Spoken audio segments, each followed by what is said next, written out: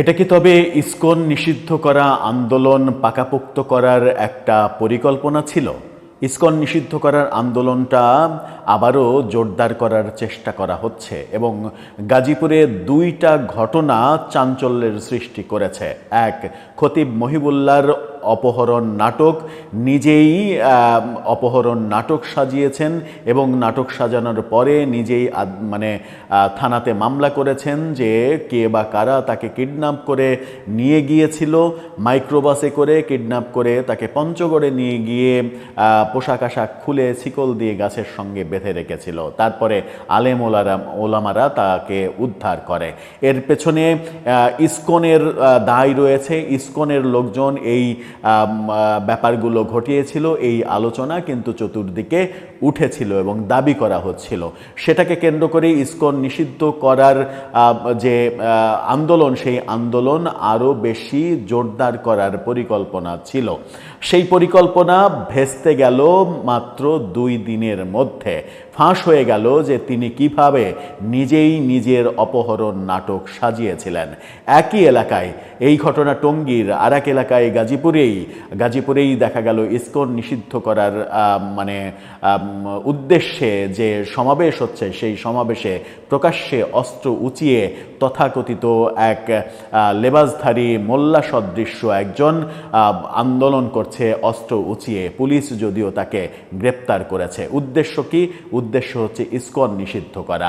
এই খতিব মহিবুল্লাহ, যিনি একজন মসজিদের ইমাম, মসজিদের খতিব, তিনি কিভাবে মিথ্যা কথা বলে, মিথ্যা অজুহাত দিয়ে থানায় মামলা করেন যে তাকে অপহরণ করা হয়েছিল, যেটা নিজেই তিনি এখন স্বীকার করছেন। পুলিশের তদন্তে বেরিয়ে এসেছে সেই ভয়াবহ রোমহর্ষক ঘটনা। সিসিটিভির যুগ যদি না হতো তাহলে তিনি অনায়াসেই এই নাটক সাজিয়ে অনেক কিছু করতে পারতেন এবং বাংলাদেশে একটা বড় সাম্প্রদায়িক দাঙ্গা লাগাতে পারতেন। কি বলছেন পুলিশ? কি বলছেন? কোন তথ্য ফাঁস করে দিলেন আল জাজিরার সাংবাদিক জুলকারনায়ের শায়ের? তার ফাঁস করে দেওয়ার পরেই এটা রীতিমতো ভাইরাল হয়ে গেল, টক অব দ্য কান্ট্রি হয়ে গেল। তিনি যদি ফাঁস না করতেন তাহলে পুলিশের এই উদ্ধার কার্যক্রমও কি গণমাধ্যমে কিংবা আলোর মুখ দেখত? অনেকগুলো প্রশ্ন সামনে। প্রশ্নের সমাধানটা একটু খোঁজার চেষ্টা করি। চলুন এই ভিডিওতে থাকবেন পলিটিক্স টিভির নিয়মিত আয়োজনে।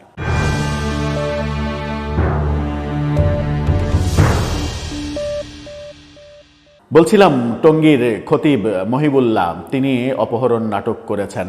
সকালবেলায় বাড়ি থেকে বের হয়ে যাওয়ার পরে কোনো একটা পেট্রোল পাম্পের সামনে থেকে তাকে নাকি একটা মাইক্রোবাসে 4-5 জন লোক অপহরণ করে নিয়ে যায় এবং তাকে পঞ্চগড়ে পাওয়া যায় পোশাক আশাকবিহীন, প্রায় উলঙ্গ অবস্থায়, শিকল দিয়ে বাঁধা এরকম অবস্থায়। কিন্তু পুরোটাই যে নাটক সেটা নিজেই আবার স্বীকার করলেন। পুলিশ কি বলছে? পুলিশ বলছে, ডেইলি স্টারের শিরোনামটা আপনারা দেখেন। ডেইলি স্টার বলছে খতিব মহিবুল্লাহ নিজেই অপহরণের নাটক সাজিয়েছিলেন।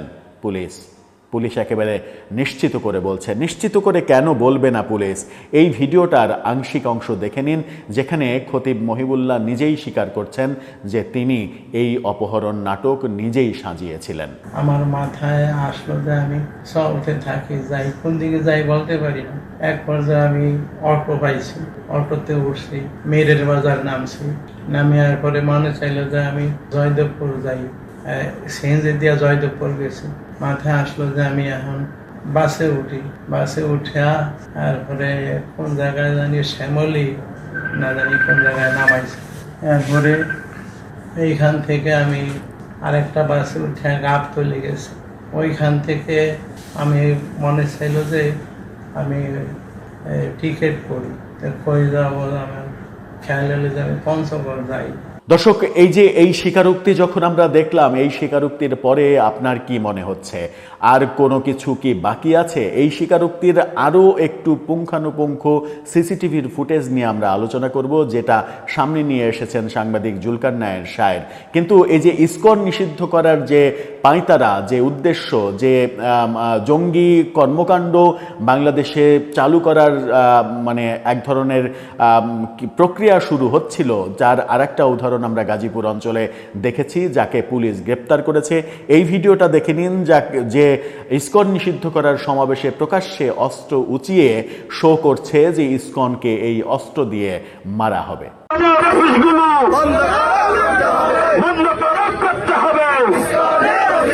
তার মানে হচ্ছে যে একটা গাজীপুর অঞ্চলকে কেন্দ্র করেই একটা পরিকল্পনা ছিল যে এই ধরনের 2-4টা ব্যাপার ঘটিয়ে ইসকন নিষিদ্ধ করা, এটা একটা জাতীয় আন্দোলনে পরিণত করা হবে এবং দেশকে অস্থিরতার দিকে নিয়ে যাওয়া হবে।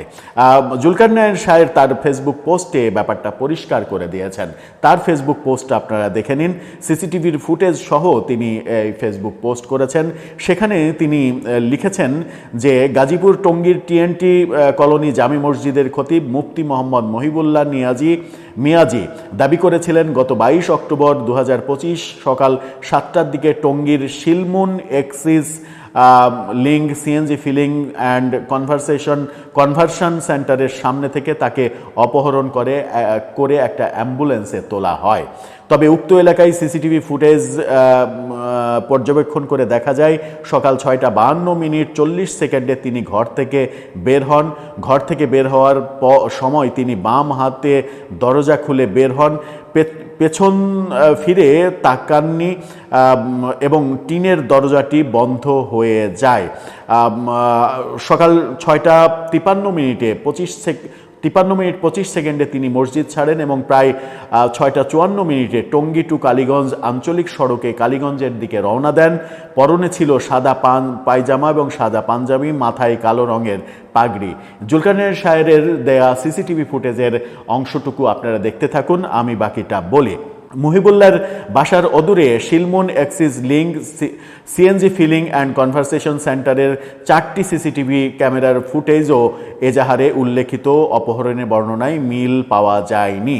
বিভিন্ন অ্যাঙ্গেল থেকে নেওয়া 4টি ফুটেজ বিশ্লেষণ করলে দেখা যায় সকাল 7:18 মহিবুল্লাহ পাম্পের সামনে দিয়ে দ্রুত হেঁটে যাচ্ছেন। সকাল 7:18 তিনি পাম্পের সামনে দিয়ে দ্রুত হেঁটে যান একাই। সেখানে কোনো CNG কোনো অ্যাম্বুলেন্স ছিল না, 4-5 জন লোকও ছিল না। ফিলিং স্টেশনের সামনে একটি অ্যাম্বুলেন্স পথরোধ করে তাকে অপহরণের যে দাবি করা হয়েছে, সিসিটিভি ফুটেজে এরকম কোনো ঘটনা দেখা যায়নি, বরং তাকে একাই দ্রুত গতিতে হেঁটে যেতে দেখা গেছে। সামনের সেতুর উপরে পুলিশের স্থাপন করা সিসিটিভি ক্যামেরার ফুটেজে দেখা যায় মহিবুল্লাহ একাই হাঁটছেন, অথচ এজাহারে তিনি উল্লেখ করেছেন ফিলিং স্টেশনের সামনে তাকে অপহরণ করা হয়।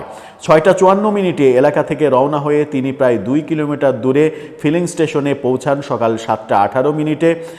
ফিলিং স্টেশনের ব্যবস্থাপক মোহাম্মদ সোলাইমান নিরাপত্তা সংস্থার সদস্যদের জানান, 3 দফায় পুলিশের বিভিন্ন শাখা আমাদের সিসিটিভি ফুটেজ পর্যবেক্ষণ করে আমাদের ফিলিং স্টেশনের সামনে থেকে হুজুরকে অপহরণ করা হয়নি।